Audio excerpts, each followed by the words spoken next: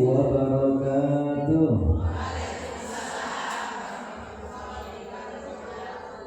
Yang semangat menjawab salam saya doakan semua cita-cita, harapan dan keinginannya dikabulkan oleh Allah Subhanahu wa taala. Sekali lagi, assalamualaikum warahmatullahi wabarakatuh.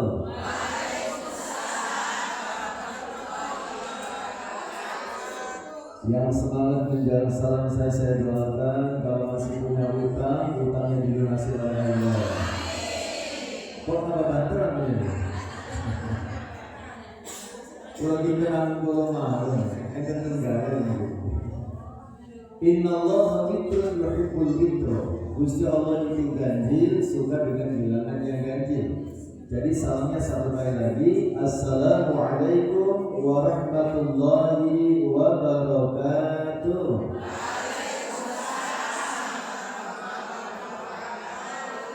Yang semangat menjawab salam saya doakan bisa reunian dan halal bihalal di surga Allah Subhanahu wa taala. Amin ya rabbal alamin. Saat ini kula matur kula nuwun kangge pangapunten mangke tausiahipun kata dapat bahasa Indonesia. Betul apa nggih? Karena kebetulan saya aslinya dari Jawa Barat, tepatnya dari Kabupaten Indramayu. Saya merantau di kampung Inggris Pare. Dulu awalnya saya ngajar bahasa Inggris di kampung Inggris Pare. Bapak masih dapat bahasa Inggris?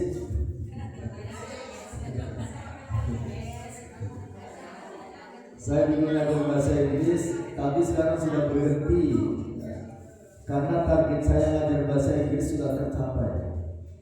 Target saya ngajar bahasa Inggris itu cari istri. Kebetulan Allah takdirkan istri saya itu murid saya. Murid saya di kampung Inggris Pare. Istri saya kebetulan juga pendatang dari Paciran Lamongan. Alumni Pondok Modern Muhammadiyah Paciran Lamongan. Istri saya. Anak sementara masih 4.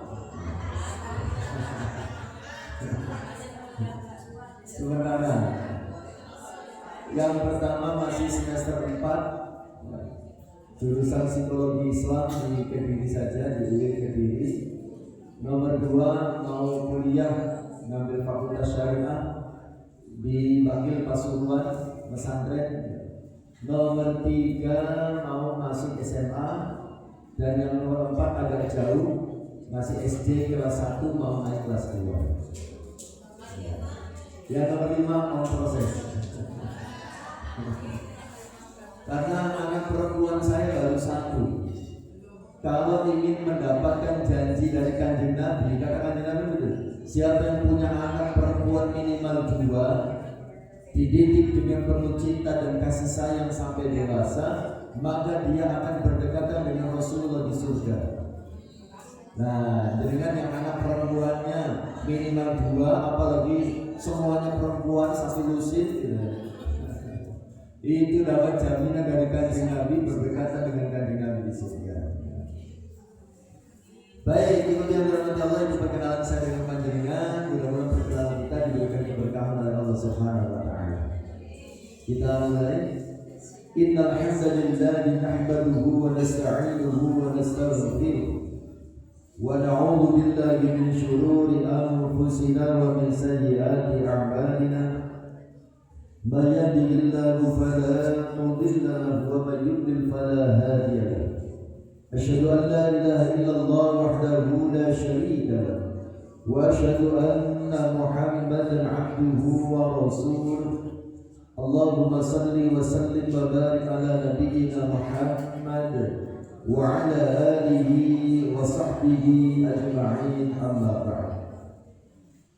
Yang sama-sama kita hormati dan kita muliakan Ustazah Siswati Nindriyah Amri selaku guru besar Majlis Taklim Baitul Atiq.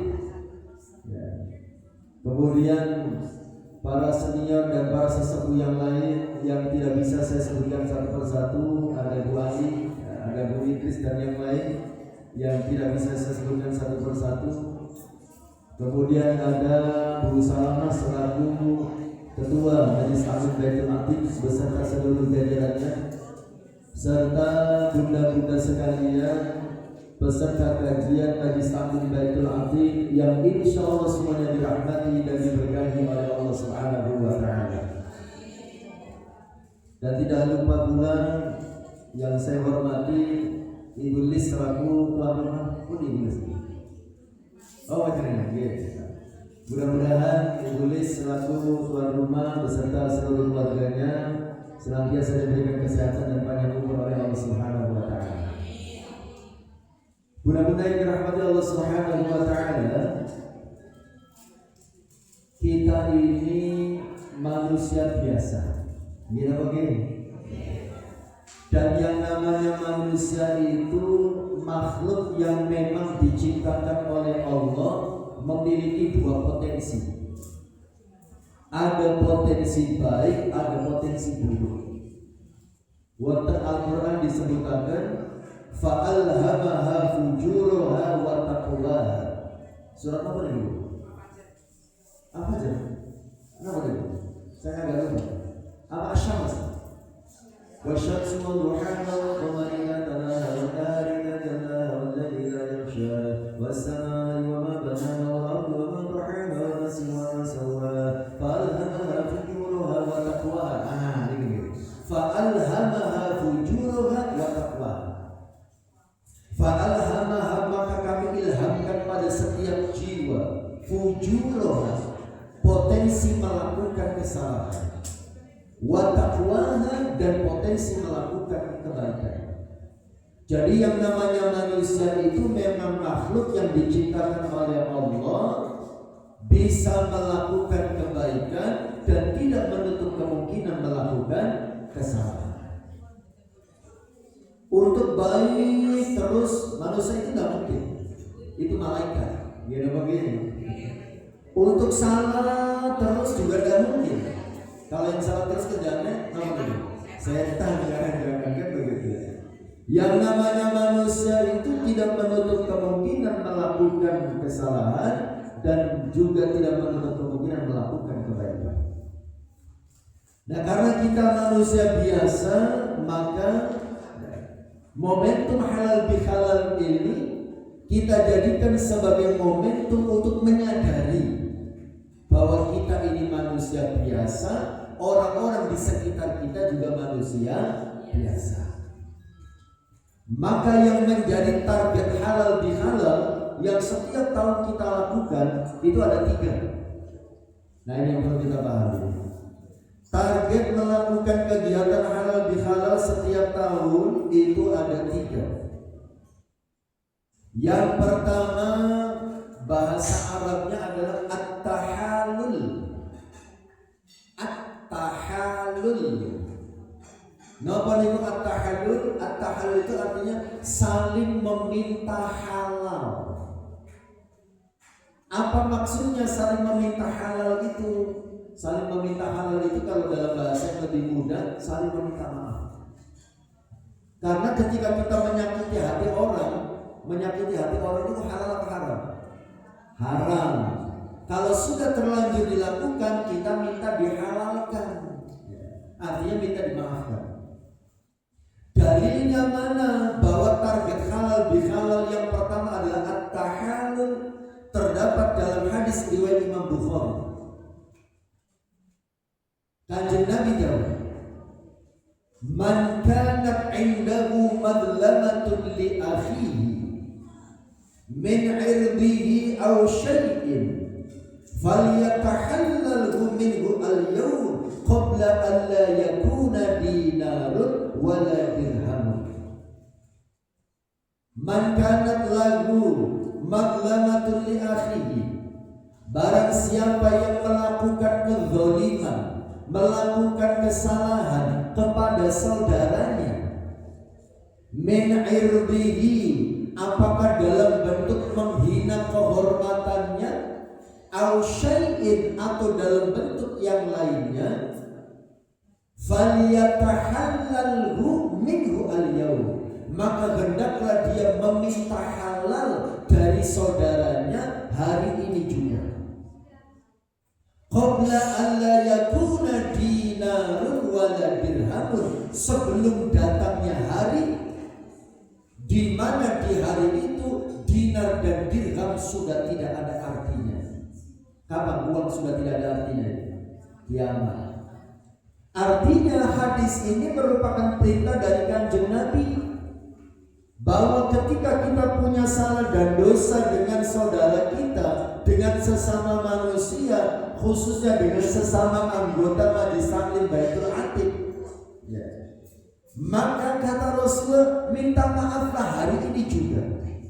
Maksudnya ketika masih hidup di dunia, jangan menunggu mati. Karena kalau kita punya salah dan dosa dengan sesama manusia, keburu mati belum minta maaf, maka kata Kanjeng Nabi nanti di akhirat kita akan menjadi orang yang bangkrut. Bangkrut di akhirat. Mungkin kita pernah mendengar ya, hadis orang yang bangkrut di hari kiamat. Hadisnya bersumber dari Abu Hurairah, diriwayatkan oleh Imam Muslim. Kalau yang pertama Imam Bukhari tadi, yang kedua ini diriwayatkan oleh Imam Muslim. Ada satu dosa yang paling sering kita lakukan di dalam hidup kita.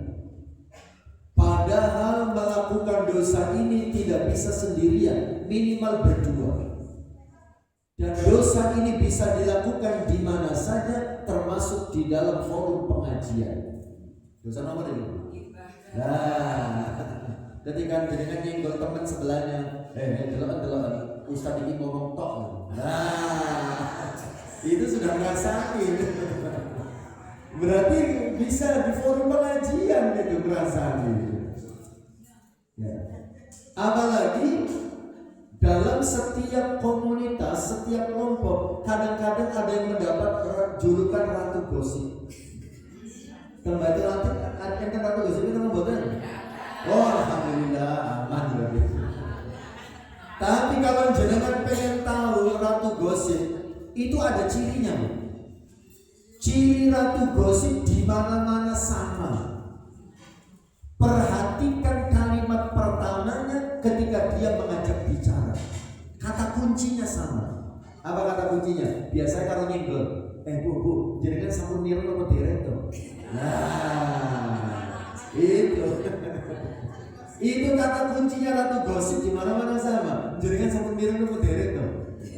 Nopo tuh, niku lho Masya Allah, piantu ketinggalan suai, padahal, itu kata kunci ratu gosip di mana-mana sama seperti itu. Cuma mungkin kadang beda bahasanya saja. Padahal nopo tuh bu, bikin penasaran yang lain gitu. Itu padahal Bandung lautan api. Apa itu bu? Perutnya melembung, gak punya suami. Lah, langsung rasa-rasa. Kata Kanjeng Nabi, dosa kita dengan sesama manusia seperti dosa ngerasani seperti tadi, itu tidak bisa diampuni oleh Allah dengan ibadah apapun. Kula panjenengan sholat ribuan rakaat seumpamanya, kula panjenengan puasa setiap hari atau puasa Daud seumpamanya, kula panjenengan pergi umroh setiap bulan, kula panjenengan pergi haji setiap tahun seumpamanya. Untuk menebus satu saja kesalahan kita dengan sesama manusia tidak bisa. Kesalahan kita dengan sesama manusia hanya akan diampuni oleh Allah Subhanahu wa Ta'ala kalau kita sudah meminta maaf dengan sesama manusia. Makanya momentum halal bihalal ini kita jadikan sebagai momentum untuk menyadari bahwa kita ini manusia biasa yang tidak menutup kemungkinan punya salah dan dosa. Tidak perlu malu, tidak perlu ragu, tidak perlu gengsi, minta maaflah. Soalnya kadang-kadang ada orang yang gengsi untuk minta maaf. Mbak, jenengan kan pernah punya salah sama orang itu, bodoh minta maaf, gak level. Nyapo aku minta maaf kalau dia, emang dia siapa? Masya Allah. Hati-hati. Kata Kanjeng Nabi dalam hadis yang riwayat Imam Muslim tentang orang yang bangkrut di hari kiamat. Kanjeng Nabi bertanya, atadruna mal muflis? Tahukah kalian siapa orang yang bangkrut itu? Qalu, para sahabat menjawab, al muflisu fina man la dirhama wa la mata'. Orang yang bangkrut adalah orang yang tidak punya uang dan tidak punya harta benda. Kalau itu bangkrut dunia. Kemudian diluruskan oleh Kanjeng Nabi, al-muflisu min ummati. Orang yang bangkrut dari umatku adalah man, seseorang, yakti, yang akan datang yaumal qiyamati, pada hari kiamat, bisolatin, dengan membawa pahala solat, wasiyamin, membawa pahala puasa, wazakatin, membawa pahala zakat, dan pahala-pahala ibadah yang lainnya. Tetapi kata Kanjeng Nabi, wayati, tetapi sayangnya dia pun datang menghadap Allah, qad syatama hadza, dengan membawa dosa, pernah mencaci maki orang lain. Kemudian wa qadha hadza, pernah memfitnah orang lain. Wa akala mala hadza, pernah memakan hak-hak orang lain. Wa safaka hadza, dan seterusnya. Jadi orang yang bangkrut di hari kiamat, kata Kanjeng Nabi, orang yang nanti datang menghadap Allah dengan membawa banyak pahala ibadah. Ibadah saat Ramadan, pahala tilawah, pahala zikir, pahala sholat sunnah, pahala tahajud, pahala itikaf, pahala segala macam dibawa menghadap Allah. Tetapi ketika dia mau masuk surga, di stop, jangan masuk dulu.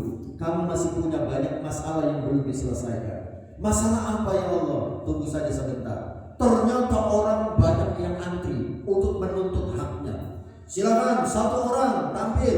Dia mengatakan, saya tidak rela dia masuk surga ya Allah. Kenapa? Ketika di dunia dia pernah menyakiti hati saya. Pada saat di dunia saya tidak berani protes, saya tidak berani melawan, saya tidak berani kepadanya karena dia lebih terhormat, dia lebih kaya, dia lebih segalanya dari saya. Tapi hari ini di hadapan panjenengan saya menuntut keadilan. Akhirnya apa yang terjadi? Pahala orang yang mau masuk surga itu diambil oleh Allah, diberikan kepada orang yang protes tadi. Fayu'tu hadza min hasanatihi, maka diberikan satu orang ini dari kebaikan-kebaikan orang yang mau masuk surga tadi.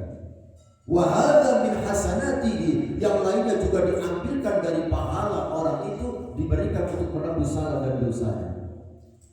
Nah, setelah pahalanya habis, fa in faniyat hasanatuhu, maka jika pahala amal kebaikannya sudah habis, qabla ayyuduma alaihi, sebelum tertunaikan semua kesalahan yang dia lakukan, sebelum tertebus, apa kemudian terjadi? Maka dosa-dosa orang yang disakiti diambil oleh Allah, ditimpakan kepadanya. Ini gambaran orang yang bangkrut di hari kiamat. Pahala ibadahnya habis, kemudian dosa-dosa orang ditimpakan kepadanya. Na'udzubillah min dzalik. Makanya seperti yang tadi Ustaz Amri sampaikan, Ustaz sampaikan, gitu ya. Marilah forum halal bihalal ini sebagai forum bagi kita menyadari kita ini manusia biasa. Minta maaflah. Siap ya saling meminta maaf ya? Alhamdulillah. Dan tadi Ustaz Amri juga sampaikan, untuk mendapatkan ampunan dari Allah atas dosa kita dengan sesama manusia, ya, sebetulnya gampang. Yang penting pada saat ketemu salaman. Salaman lagi oke? Bagi yang belum, nanti di akhir salaman lagi.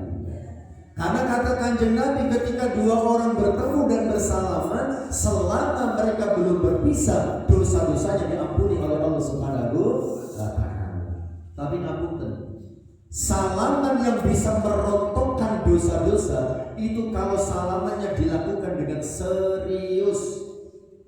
Salaman serius itu berikut: tangannya diberikan, mukanya menghadap, dan tersenyumlah. Nah, itu merontokkan dosa-dosa. Jangan seperti orang Indramayu, orang kampung saya, dia mau salaman, tangannya diberikan, mukanya dibuang, melengos. Ini lagi, maaf ya. Itu tambah penyakit di hati. bukannya merontokkan dosa-dosa, tapi menambah dosa baru. Ibu yang dirahmati Allah Subhanahu wa Ta'ala, itu target halal bihalal yang pertama ya, at-tahallul, saling meminta halal, artinya saling meminta maaf. Kemudian yang kedua, target dari kegiatan halal bihalal adalah at-ta'afi. Bahasa Arab dikatakan at-ta'afi. Itu saling memaafkan. Kalau saling meminta halal berarti dia yang punya salah kepada orang lain. Kalau at-ta'afi, saling memaafkan, itu orang lain yang punya salah kepada dirinya. Mohon maaf, kadang-kadang ada orang itu dia sama Allah hubungannya bagus, rajin ibadahnya. Sama orang juga dia tidak pernah berbuat salah, seumpama. Tapi ketika ada orang lain berbuat salah kepada dirinya, dia tidak mudah memaafkan. Ya, suka menyimpan dendam dan amarah di dalam hatinya. Ya, mohon maaf. Sekalipun dia rajin ibadahnya kepada Allah, sekalipun dia tidak pernah menyakiti hati orang lain, tapi ketika ada orang lain berbuat salah kepada dirinya, dia tidak mau memaafkan, itu pun bisa menjadi penghalang dia masuk surganya Allah Subhanahu wa Ta'ala. Seperti dalam ayat yang tadi dibaca ya, sama qari'ah kita, Ali Imran 133-134. Ali Imran 133 isinya adalah perintah Allah agar kita bersegera mendapatkan ampunan dari Allah dan bersegera untuk mendapatkan surga. Wasari'u, dan bersegeralah kalian semua ila maghfiratin, untuk mendapatkan ampunan mir rabbikum, dari Tuhan kalian. Artinya kalau punya salah itu jangan berlama-lama. Kalau punya salah dan masalah itu harus cepat diselesaikan. Kalau salah kita hubungannya dengan Allah, cepat-cepat bertobat. Jangan menunggu mati. Kalau kita punya salahnya dengan orang, cepat-cepat minta maaf. Ya. Tidak usah menunggu lebaran. Oh nanti lah lebaran aja salamannya. Nah sementara punya salahnya bulan Syawal. Lebaran tahun depan.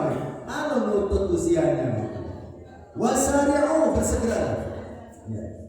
Yang kedua perintahnya apa? Wajannatin, bersegeralah untuk mendapatkan surga. Artinya jangan menunda-nunda kebaikan.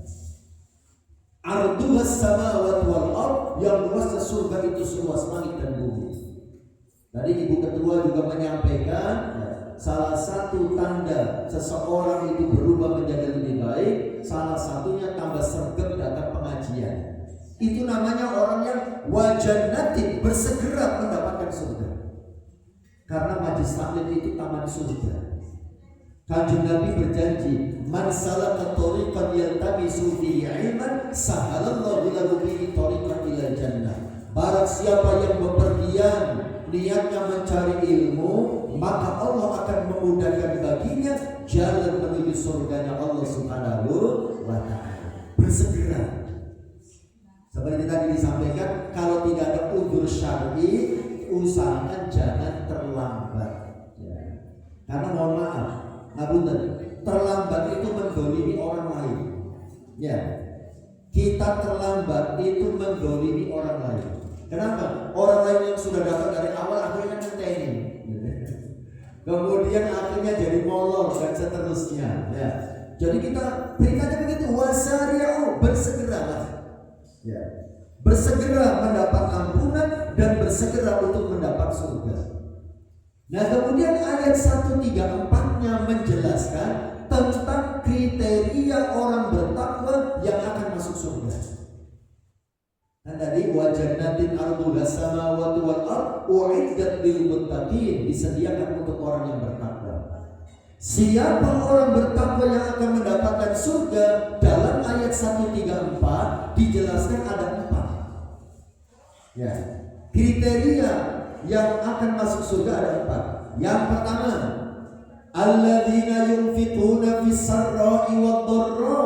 Orang yang suka berinfak, orang yang suka berbagi, orang yang memiliki peduli, orang yang memiliki empati, baik dalam keadaan dirinya, dalam keadaan lapang atau dalam keadaan sempit, dalam keadaan senang ataupun dalam keadaan susah, dia tetap memiliki kepedulian kepada orang lain.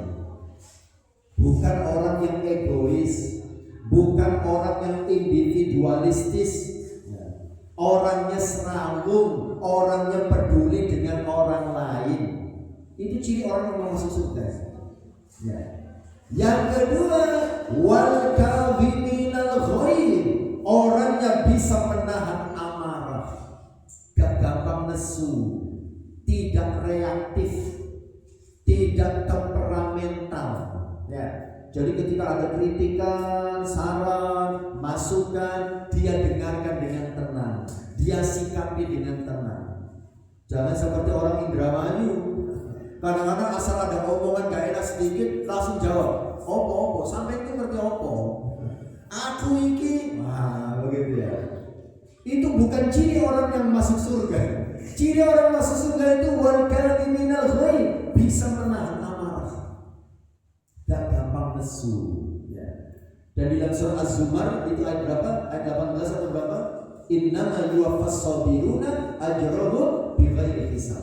Orang yang sabar itu diberi pahala tanpa batas oleh Allah Subhanahu wa ta'ala. Yang ketiga, ciri orang bertakwa yang akan masuk surga. Nah ini yang menjadi tema kita hari ini. Wal 'afina 'anil nas, yang mau memaafkan kesalahan orang lain. Ya, jadi target halal yang pertama meminta maaf, yang kedua memaafkan. Jangan seperti ibu-ibu di Indramayu. Contohnya orang Indramayu aja nggak apa-apa. Soalnya kalau di sini nggak ada kayaknya. Ceritanya di Indramayu ada 2 orang ibu-ibu bermusuhan, masya Allah, sampai tua tidak akur. Bahkan permusuhannya sampai diwariskan kepada anak cucunya.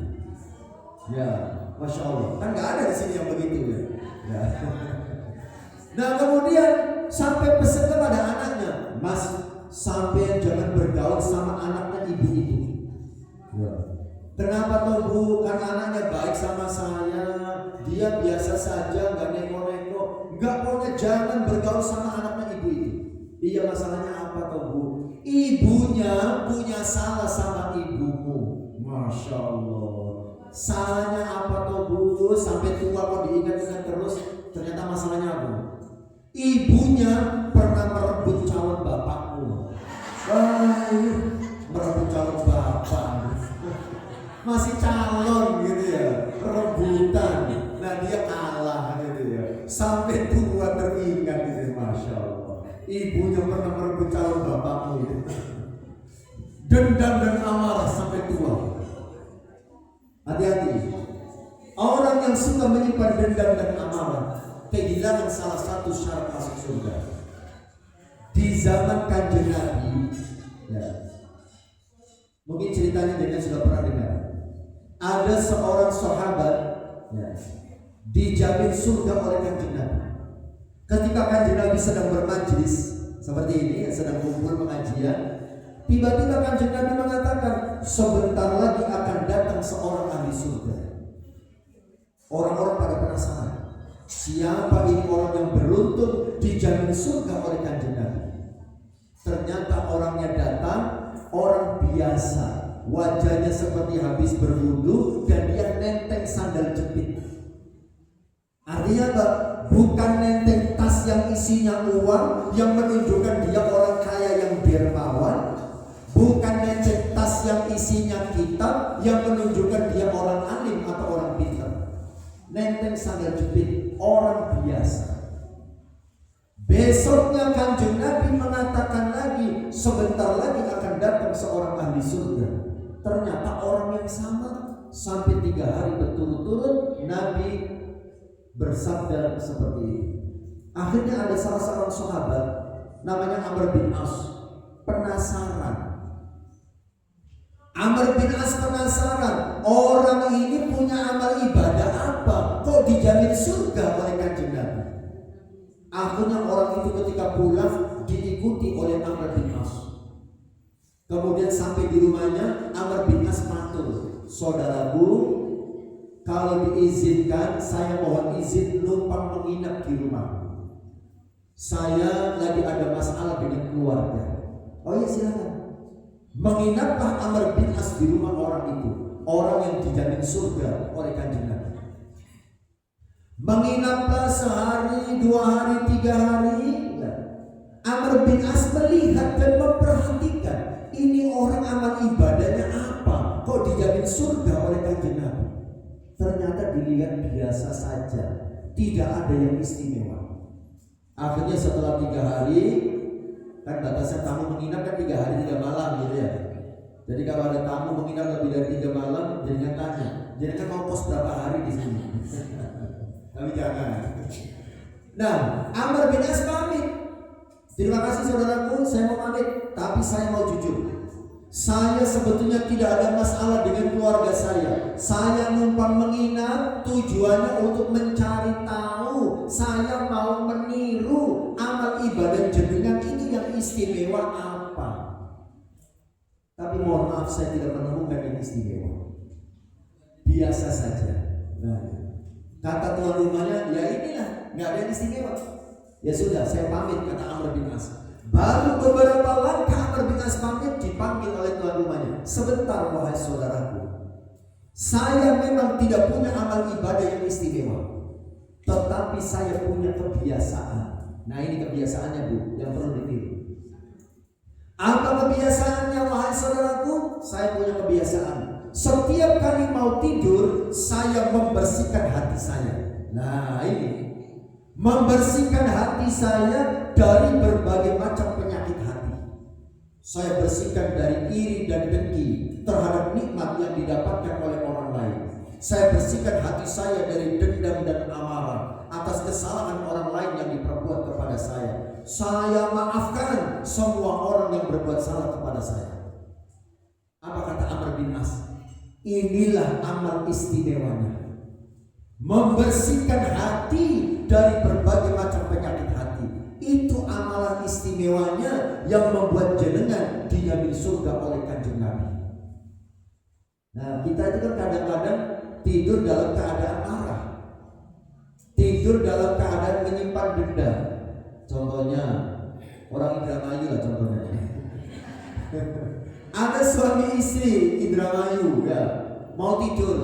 Kan biasa mau tidur kan saling ngobrol, saling bercerita. Tiba-tiba istrinya lagi enak-enak cerita, gitu ya. Yang laki-laki tidur. Nah, yang istri marah. Ya Allah, tak kira mendengarkan, ternyata ditinggal turu. Awas besok. Nah, tidur dalam keadaan marah yang istrinya itu. Tidur dalam keadaan menyimpan dendam kepada suaminya. Ya sekalipun dendamnya tidak yang melebihi kebiasaan atau melebihi kewajaran, tapi intinya marah gitu ya. Akhirnya apa? Besoknya ketika suaminya seperti biasa minta kopi, Bu kopi, apa komentar? Gawe dewe. Istrinya masih menyimpan marah gitu ya. Istri saya kenapa ini? Sampai apa tuh? Mau sampai yang begini ya? Aku yang anak cinta ditinggal turun ya. Tidur dalam keadaan menyimpan marah. Biasanya orang kalau tidur dalam keadaan hatinya kotor, bangun tidur itu stres. Sembarang salah. Seumpamanya dalam satu kesempatan jenengan disakiti oleh orang lain, tersimpan dalam hati, awas besok tunggu pembalasan saya. Begitu ya. Akhirnya tidur itu dalam merencanakan besoknya apa pembalasan yang akan saya lakukan. Besoknya dia terus mencari waktu dan kesempatan untuk melampiaskan amarahnya. Ketika hari itu tidak ada kesempatannya, maka satu hari itu dia akan stres. Gila begini.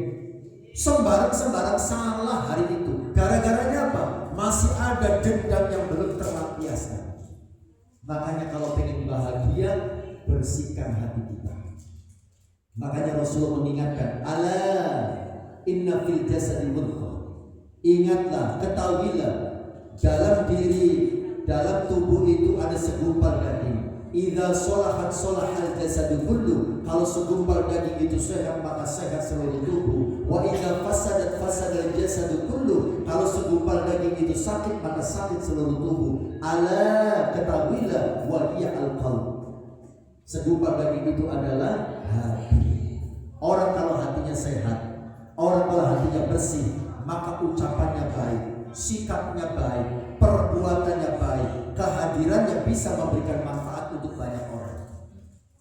Tapi kalau orang hatinya kotor, yang ada adalah iri dan dengki terhadap nikmat yang didapatkan oleh orang lain. Yang ada adalah dendam dan amarah terhadap kesalahan yang dibuat oleh orang lain. Bersihkan hati kita. Makanya momentum halal bihalal ini jadikan sebagai momentum untuk membersihkan hati kita. Saling meminta maaf dan saling memaafkan. Siap ya saling memaafkan ya? Alhamdulillah. Ciri yang keempat dalam surat Ali Imran 134. Kan yang pertama, suka berbagi, punya empati dalam keadaan senang ataupun susah. Yang kedua, bisa menahan amarah. Yang ketiga, bisa memaafkan kesalahan orang lain. Yang keempat, wallahu yuhibbul muhsinin. Orangnya suka berbuat baik. Orang berbuat baik itu seperti yang tadi Ibu Salama sampaikan, ada kalanya berbuat baik dengan ilmu. Ya.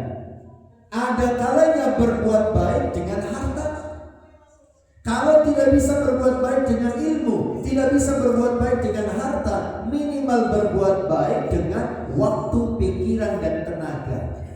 Saya nggak punya ilmu, saya nggak punya uang, tapi saya punya waktu dan tenaga. Apa yang bisa saya perbuat? Apa yang bisa saya bantu? Itu namanya berbuat baik. Ada berbuat baik yang paling minimal. Tidak bisa berbuat baik dengan ilmu, tidak bisa berbuat baik dengan harta, tidak bisa berbuat baik dengan waktu, pikiran, dan tenaga. Paling minimal adalah kehadirannya tidak jadi masalah bagi orang lain. Itu sudah berbuat baik itu. Kehadirannya tidak jadi masalah. Jangan seperti orang Indramayu. Kadang-kadang orang Indramayu itu ya sekali nggak semuanya ya. Kadang-kadang dia tidak bisa berbuat baik dengan ilmunya, tidak bisa berbuat baik dengan hartanya, tidak bisa berbuat baik dengan waktu, pikiran, dan tenaganya. Lalu kehadirannya jadi masalah bagi orang lain. Akhirnya bagaimana sikap orang terhadap orang itu? Orang itu kehadirannya tidak disukai, kepergiannya disyukuri. Ya, jadi ketika orangnya tidak ada, semuanya senang dan bahagia. Aman-aman, wonge gak enek. Semuanya bahagia ketika orangnya tidak ada. Aman, wonge gak enek. Oh, aman, semuanya bahagia. Masya Allah, kepergiannya disyukuri. Ketika orangnya datang, semuanya pada sikut-sikutan. Delok-delok. Lek wong iki teko sembarang-sembarang salah. Kan kerjaannya main jotok gitu ya. Ilmu ya gak ono, duit yo gak metu, tenaga yo mabuk, kerjaannya main doa ya gitu. Niku teng Indramayu. Teng Jombang boten-boten nggih ngoten niku nggih. Alhamdulillah. Itu ciri orang yang masuk surga. Ali Imran 134. Masih ada ayatnya, bisa dibaca kan begitu. Baik, kemudian yang berikutnya target halal bihalal yang ketiga. Yang pertama kan at-tahallul, saling meminta halal atau saling meminta maaf. Yang kedua at-ta'afi, saling memaafkan. Yang ketiga at-ta'akhi. At-ta'akhi. At-ta'akhi itu artinya apa? Saling menumbuhkan rasa persaudaraan. Ya, at-ta'akhi pakai kha. Ya. Saling menumbuhkan rasa persaudaraan. Ya. Atau bahasa lain menjalin silaturahmi. Soalnya begini, silaturahmi itu sebetulnya persaudaraan untuk yang ada hubungan darah. Ya. Silaturahim atau silaturahmi itu persaudaraan yang masih ada hubungan darah, ada nasab. nyambung, seperti halal bihalal, bani apa kan begitu ya. Nah itu namanya silaturahmi ya. Kalau persaudaraan Islam yang tidak ada hubungan nasab itu namanya ukhuwah. Nah itu persaudaraan juga namanya. Tapi tidak ada masalah kalau dijadikan, karena sudah menjadi umum kita jalin silaturahmi, ya tidak apa-apa. Tapi sebetulnya yang tepat itu jalin ukhuwah, ya. Karena silaturahmi itu persaudaraan yang masih ada hubungan darah, itu namanya silaturahmi. Kalau atau silaturahim, kalau persaudaraan yang tidak ada hubungan darah itu namanya ukhuwah. Nah, ibu yang dirahmati Allah, target halal bihalal adalah menumbuhkan rasa persaudaraan. Sekarang kita cek, apakah jenengan sesama anggota Majelis Taklim Baitul Atiq sudah betul-betul bersaudara atau belum antara yang satu dengan yang lain? Cara mengeceknya bagaimana? Kita lihat. Yang namanya ukhuwah atau bersaudara itu ada rukunnya. Perhatikan, apakah rukunnya sudah terpenuhi? Rukun persaudaraan itu ada 4. Ya, yang pertama namanya ta'aruf. Ta'aruf itu saling mengenal, tahu namanya dan tahu rumahnya. Sampun tepat sedanten ini. Nah, apa jujur lebih baik. Ta'aruf itu namanya saudara, tahu namanya dan tahu rumahnya. Jadi jenengan kalau belum kenal dengan yang duduk di sebelahnya, tanya, jenengan asmane sinten, dalamnya pundi. Nah, itu namanya saudara. Masa saudara nggak tahu namanya? Tahu namanya, tahu alamatnya, rumahnya di mana? Ya. Karena penting, ibu yang dirahmati Allah. Kita perhatikan, di zaman Rasulullah pernah ada kejadian. Saat Rasulullah sedang mau melaksanakan sholat jamaah subuh, ya, setelah qomat, Kanjeng Nabi sudah maju ke tempat imam. Setelah itu Kanjeng Nabi menghadap ke belakang. Nah ini, imam menghadap ke belakang sebelum mulai sholat itu ternyata bukan hanya untuk merapikan barisan, bukan. Tapi Rasulullah ingin memastikan siapa yang tidak datang sholat jamaah. Ya, Kanjeng Nabi melihat, loh, ternyata ada salah seorang sahabat namanya sahabat Thauban tidak kelihatan. Nabi bertanya, Thauban mana? Belum datang ya Rasulullah. Ya sudah, kita tunggu sebentar. Ditunggu kok nggak datang juga. Ya sudah, kita sholat. Selesai sholat, imam kembali menghadap ke belakang. Ternyata Nabi ingin memastikan yang tadi tidak datang betul-betul tidak datang atau sudah datang. Nabi bertanya lagi, Thauban mana? Tidak datang ya Rasulullah. Akhirnya Rasul bertanya, siapa yang tahu rumahnya? Salah seorang sahabat yang saya tahu rumahnya ya Rasulullah. Ya sudah, setelah ini kita ke rumahnya. Nah itu pentingnya. Itu namanya saudara. Jadi ketika jenengan pengajian rutin, ya, yang sehari bisa 2 kali, gitu ya. Ketika tidak ada yang tidak datang, kita cari tahu. Lah bayiku yang ini namanya ini kemana? Gitu. HP-nya lost contact, tidak bisa dihubungi. Kalau kita tahu rumahnya, kita bisa mendatangi. Nabi mendatangi rumahnya sahabat Thauban. Sampai di rumah itu Nabi mengucapkan salam. Ternyata yang keluar istrinya. Betul ini rumahnya sahabat Thauban? Betul ya Rasulullah. Bolehkah kami bertemu dengannya? Karena tadi pagi tidak ikut jamaah sholat subuh. Apa kata istrinya? Beliau sudah meninggal tadi pagi. Nah inilah pentingnya kita tahu alamat, ya, saudara-saudara kita satu komunitas, satu majelis taklim ini. Supaya kalau ada yang tidak datang, kita tahu harus kemana kita mencari, ya. Barangkali dapat musibah, ya. Nah itu namanya ta'aruf. Baik, rukun persaudaraan yang pertama ta'aruf, tahu namanya, tahu alamatnya. Oke, kalau ini sudah dilewati, naik. Berikutnya, Rukun persaudaraan yang kedua namanya tafahum. Napa Bu? Tafahum. Napa tafahum itu? Saling memahami. Ya, tafahum, saling memahami. Memahami apa? Memahami keluarganya dan memahami aktivitasnya. Jadi ibu ini suaminya yang mana, anaknya berapa, aktivitas ibu ini apa, itu perlu. Itu namanya saudara. Apa manfaatnya tafahum? Tafahum itu manfaatnya ada 3. Nah, beranak lagi materinya. Tafahum, saling tahu keluarganya dan tahu pekerjaan atau aktivitasnya. Manfaatnya ada 3. Pertama, manfaatnya adalah bisa mengurangi suudzon, prasangka buruk, negative thinking. Dengan tafahum bisa meminimalisir suudzon. Contoh, seumpama kita punya tetangga, punya anak perempuan sudah besar. Pada saat kita maghrib mau ke masjid, anak tetangga kita yang perempuan keluar dari rumah.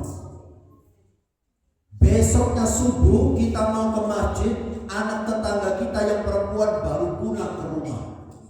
Itu kalau kita tidak tafahum, tidak memahami apa aktivitasnya, bisa jadi muncul prasangka buruk.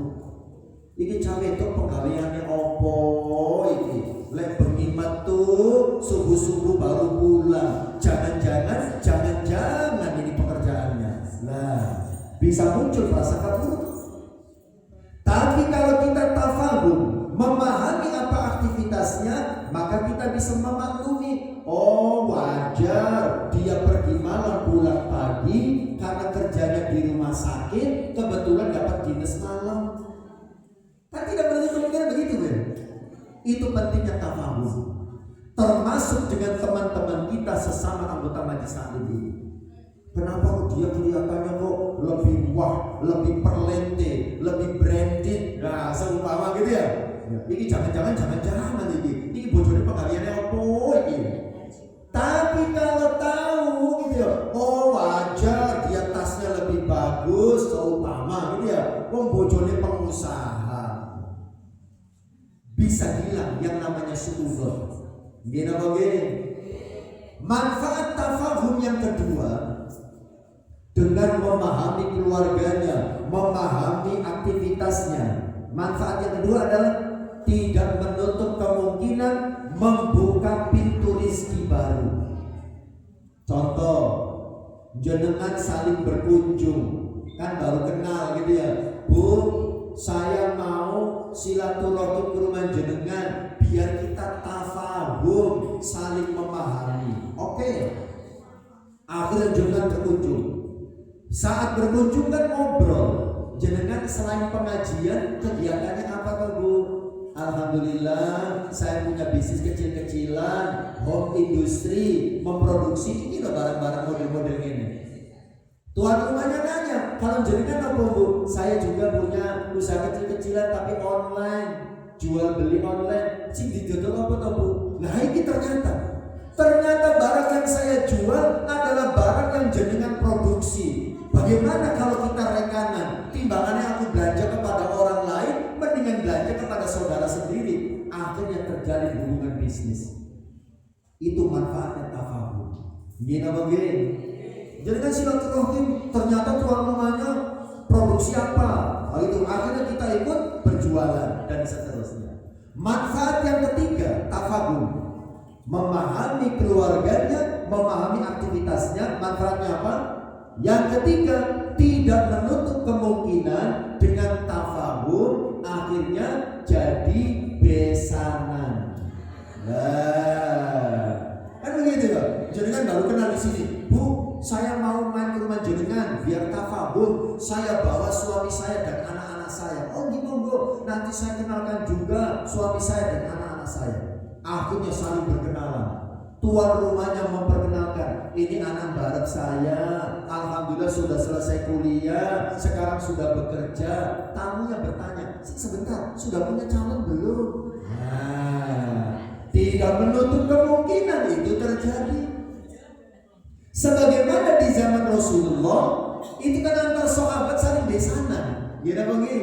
Ya. Rasulullah menjadi menantunya Abu Bakar, Utsman menjadi menantunya Rasulullah. Itu antar teman itu biasa, itu besanan gitu ya. Itu namanya ukhuwah, bersaudara. Ya. Baik, rukun ukhuwah yang kedua tadi nih begini.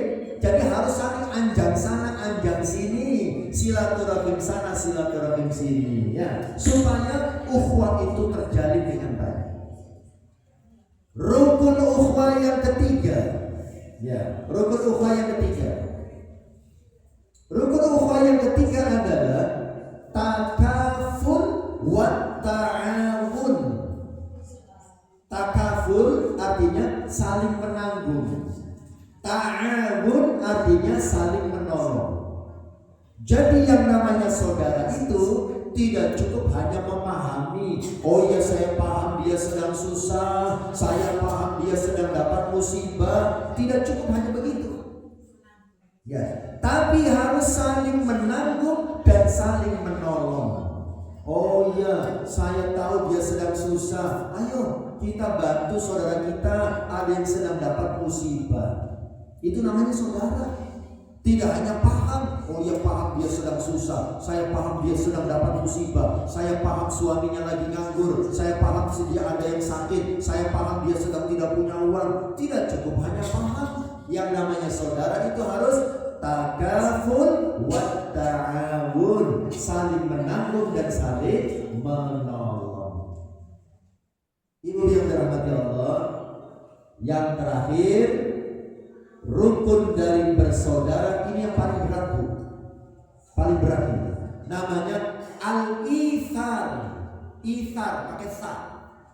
Al-ithar. Apa itu al-ithar? Al-ithar itu artinya mendahulukan kepentingan orang lain daripada kepentingan dirinya sendiri. Artinya apa? Saling mengalah. Masya Allah. Monggo jenengan mawon, make kula gampil. Masya Allah. Itu orang kalau saling mengalah antara yang satu dengan yang lain, tidak ada yang gegeran, tidak ada yang rebutan, tidak ada yang bermusuhan. Itu memang berat. Di zaman Rasulullah pernah ada contoh. Kayaknya contoh ini tidak akan pernah terulang lagi. Ada dua orang bersaudara dalam persaudaraan Islam. Namanya yang satu Abu Darda. Abu Darda dipersaudarakan oleh Rasulullah dengan Salman Al-Farisi. Kalian berdua bersaudara. Nah, Salman Al-Farisi itu pendatang, bukan asli Madinah. Namanya juga Al-Farisi, dari Persia. Kalau zaman sekarang dari Iran, kan begitu ya. Dia pendatang. Nah, ceritanya Salman Al-Farisi menyukai seorang gadis Madinah. Dia mau melamar ceritanya. Karena dia pendatang, akhirnya minta tolong sama orang yang asli Madinah. Minta tolong Abu Darda menemani untuk berkomunikasi dengan orang tuanya. Ceritanya datanglah mereka berdua menemui orang tua si gadis. Orang tua si gadis bangga dan bahagia karena didatangi oleh dua orang sahabat Rasulullah. Kemudian Abu Darda menyampaikan, ya Pak, kami datang ke sini untuk meminang putri panjenengan. Ya. Tapi untuk ini, untuk saudara saya namanya Salman Al-Farisi. Ya. Kemudian kata orang tua si gadis, alhamdulillah kami senang dan bahagia karena putri kami disukai oleh sahabat-sahabat Rasulullah. Tapi yang menentukan bukan kami orang tuanya, anak kami nanti yang menentukan mau apa tidaknya. Anak gadisnya ditanya, ya, Dok, di depan ada dua orang pemuda sahabat utama Rasulullah. Mereka datang untuk meminang dirimu. Yang meminang yang namanya Salman Al-Farisi. Apa gadis itu? Gadis itu mengatakan, kalau yang meminang saya Abu Abu Darda, saya akan terima pinangannya. Artinya apa? Salman ditolak. Lalu bagaimana sikapnya Salman Al-Farisi melihat kenyataan seperti itu? Ini namanya al-ithar. Dia mengatakan kepada Abu Darda, saudaraku, ternyata gadis itu lebih memilih dirimu. Maka semua mahar yang sudah saya siapkan silakan dipakai. Semua uang untuk walimatul arus silakan dipakai. Silakan lamar gadis itu dan silakan dinikahi. Masya Allah. Itu namanya al-ithar. Kan berat begitu ya? Kalau zaman sekarang bisa jadi Salman akan ngamuk kepada Abu Darda. Ternyata sampean ini menggunting dalam lipatan. Diam-diam sampean sudah ada hubungan dengan gadis itu. Nah, kalau zaman sekarang bisa jadi begitu. Tapi sahabat Rasul mengatakan, silakan jenengan nikahi wanita itu. Saya nanti cari yang lain. Masya Allah. Itu namanya al-ithar. Ya, saling mendahulukan orang lain daripada dirinya sendiri. Itu kalau kita praktekkan dalam kehidupan kita, buyut berukun, akur akrab, tidak ada yang saling bermusuhan antara yang satu dengan yang lain. Kadang-kadang kita itu dalam rumah tangga saja tidak bisa saling mengalah. Ya, kakak adik rebutan warisan itu sampai berantem, sampai musuhan, sampai tidak saling menyapa. Tapi itu di Indramayu. Kayak di Jombang nggak ada gitu. Kakak adik tidak saling menyapa gara-gara warisan, gitu ya. Tak beri kebetulan pembuatan. Oh, betul wonten, aman loh. Mudah-mudahan dirahmati Allah. Saya kira ini saja nih yang bisa disampaikan ya. Sebagai target kegiatan halal bihalal yang setiap tahun kita lakukan. Jadi targetnya luar biasa, tujuannya luar biasa. Yang pertama, at-tahallul, saling meminta halal, artinya saling meminta maaf. Yang kedua, at-ta'afi, artinya saling memaafkan. Yang ketiga, at-ta'akhi, artinya saling menumbuhkan rasa persaudaraan. Ya, dengan turunan-turunan dari setiap poinnya tadi. Ya, mudah-mudahan bisa ditangkap, mudah-mudahan bisa dipahami, dan mudah-mudahan bisa diamalkan dalam kehidupan kita, sehingga ukhuwah atau persaudaraan di antara kita tidak hanya di dunia, tapi sampai di surganya Allah Subhanahu wa Ta'ala. Amin ya rabbal alamin.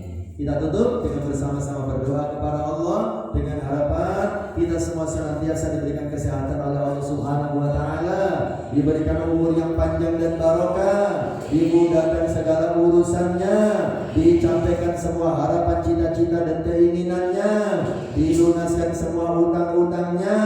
Anak-anaknya yang sudah waktunya menikah cepat dipertemukan dengan jodohnya yang terbaik. Anak-anak kita semuanya dijadikan sebagai anak-anak yang solih dan solihah, yang sukses masa depannya, membanggakan dan membahagiakan hati orang tuanya, dan bisa mendoakan orang tuanya ketika meninggal nanti. Dan mudah-mudahan kita semuanya diberikan husnul khatimah. Bismillahirrahmanirrahim. Alhamdulillahirabbil alamin. Hamdan syakirin, hamdan na'imin, hamdan yafi amrika bi mazida ya rabbana, wa lakal hamdu kama yanbaghi li jalali wajhikal karim wa 'azimi sultanik. Allahumma shalli ala sayyidina Muhammadin salatan tuwassi 'ala al-arzaq wa tuhassinu biha lana al-akhlaq wa 'ala alihi wa sahbihi wa sallim ya arhamar rahimin. Rabbana dhalamna anfusana wa in lam taghfir lana wa tarhamna lanakunanna minal khasirin. Wa tub 'alaina ya maulana innaka antat tawwabur rahim. Allahumma inna na'udzu bika minal hammi wal hazan wa na'udzu bika minal 'ajzi wal kasal wa na'udzu bika minal jubni wal bukhl wa na'udzu bika min ghalabatil daini wa qahrir rijal. Ya hayyu ya qayyum bi rahmatika nastaghith. Rabbi shrah lana sadrana wa yassir lana umurana wa aqimna bil lisani yafqahu qawlana. Rabbana ighfir lana dhunubana wa liwalidayna warhamhuma kama rabbayana shighara. Rabbana hab lana min azwajina wa dhurriyyatina qurrata a'yun waj'alna lil muttaqina imama. Rabbana la tuzigh qulubana ba'da idh hadaytana wa hab lana min ladunka rahmatan innaka antal wahhab. Rabbana atina fid dunya hasanah wa fil akhirati hasanah wa qina adzaban nar wa qina adzaban nar wa qina adzaban nar wa adkhilna jannata ma'al abrar ya aziz ya ghaffar ya rabbal alamin. Wa sallallahu ala Muhammadin nabiyyi wa ala alihi washabihi wasallam. Subhana rabbika rabbil izzati amma yasifun wa salamun alal mursalin walhamdulillahi rabbil alamin. Kurang lebihnya saya mohon maaf. Ihdinas siratal mustaqim. Wassalamualaikum warahmatullahi wabarakatuh.